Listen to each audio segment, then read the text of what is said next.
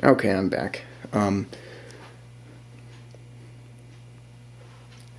I can give you a view from the side right here. This is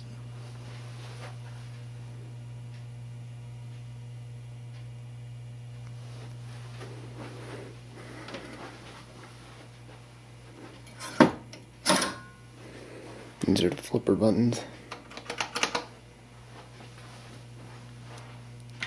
Right there. And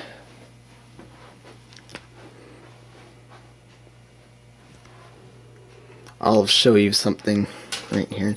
I'll show you the inside.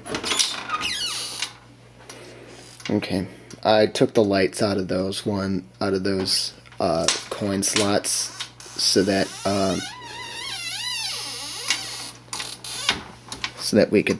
we wouldn't forget which one was working, which one wasn't. I just put that coins that's supposed to be a coin switch. I just put it here so that I can open the door up and ring up free credits if I want by flicking this thing. That's the sound of the credit.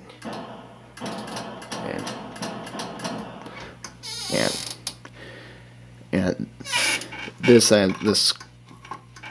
lost the screw for that, so I put electrical tape on it to prevent it from like contacting this and shorting out. And you see here you got your self-test buttons. There's the coin mechanism.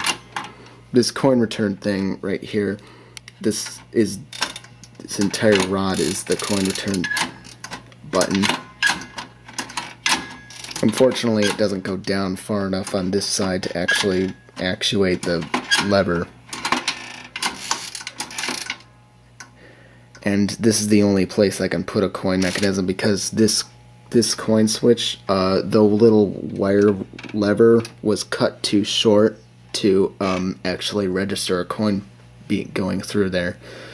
So if I put a coin mechanism in there, it wouldn't work. It wouldn't register the coin as it dropped. So also we've got a reset button right here. When you do this, and you don't get a shock by doing this, by the way, even though it's metal. When you do that, the game resets. So it's got like a built-in reset button. It doesn't get you out of the self-test mode, which I don't understand. Like, I think it should, because it's right.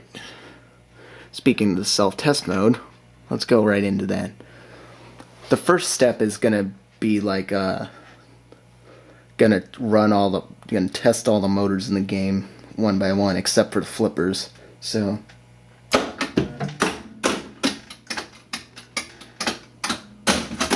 yeah, you see how they didn't all go back up? Yeah, I'll show you what's going on with the... Okay. See how that one just dropped back down under? Okay, now the lights, and as it's doing that, the lights go as well. Now there's just a light test. All the lights flash on and off. The general purpose illumination lights remain on all the time. The game does not have the ability to turn them on and off via software. So, unlike most machines, if you tilt, the lights remain on. Which brings me to the next machine. Ever wonder how a pinball machine tilts? That's how. That little plumb bob thingy right there. When it touches the ring, that registers a tilt. So, okay, now it goes into display test. Okay.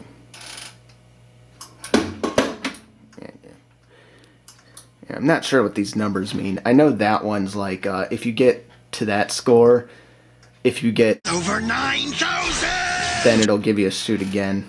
But or depending on the dip switch settings in the thing, it'll give you a replay instead of a shoot again.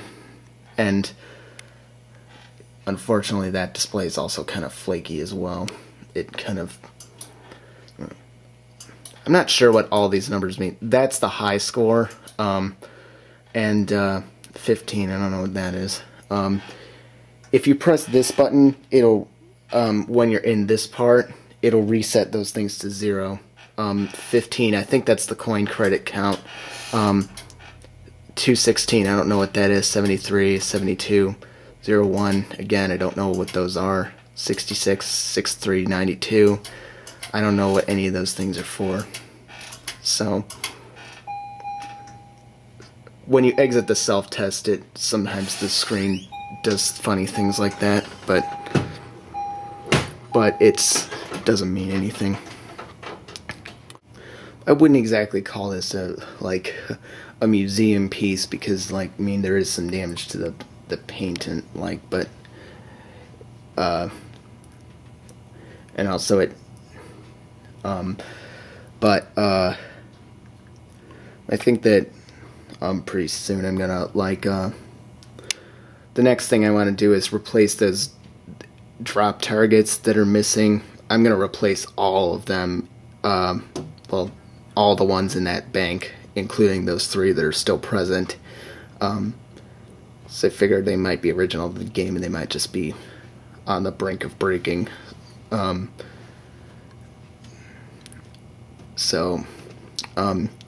I also want to try and fix the mechanism up so that it'll reset properly and they'll all consistently go back up.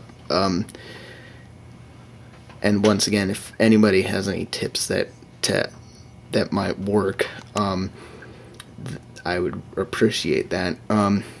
Another thing I want to do is get some kind of wax or clear coat on the playfield to prevent the paint damage from spreading, and that's about all I'm gonna do. I'm not gonna try and do any touch-up work because I'm not a great touch-up artist or anything, and unfortunately I don't have anything to really practice on that I would not be upset about causing more problems. But the back glass is in very good condition, by the way. And we did get a new solenoid driver board about almost 2 years ago, because it just blew out on me one day and it just stopped working. But